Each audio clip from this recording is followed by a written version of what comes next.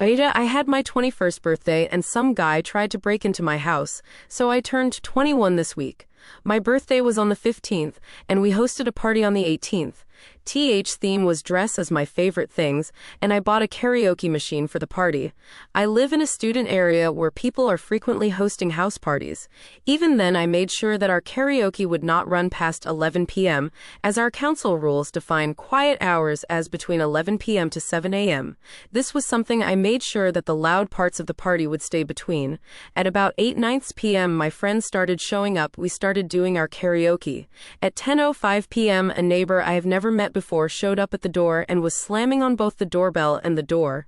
I opened the door thinking it was a friend. He then started screaming in my face about his babies not being able to sleep. He was 70/80ths. Before I could apologize, he tried to force his way into our house. Stepping over our doormat, he only left when my boyfriend stepped in front of me. I know we were being loud, louder than parties normally in this area. We've handled our previous complaints with ease. The only ever other noise complaint I have had is for the flat above mine, and I made the complainers banana bread to apologize. We immediately turned off the music after he left.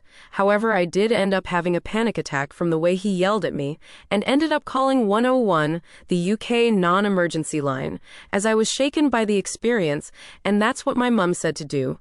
I now have a meeting with a police officer tomorrow, but don't know if I'm overacting or should have held the party at all. Comment by No_Championship 5992. NTA. He tried to force his way into your house. That's illegal. The acting like a dick part is just icing on the cake. You shouldn't even feel guilty. The cops probably won't do anything about it anyway. Comment by Definite Lanachava. I mean, it is kinda odd behavior to host a super loud party. Still yelling at your face before even asking you to quiet down, especially during non-quiet hours, is worse. And trying to barge into your house and intimidating you with his physical presence is insane.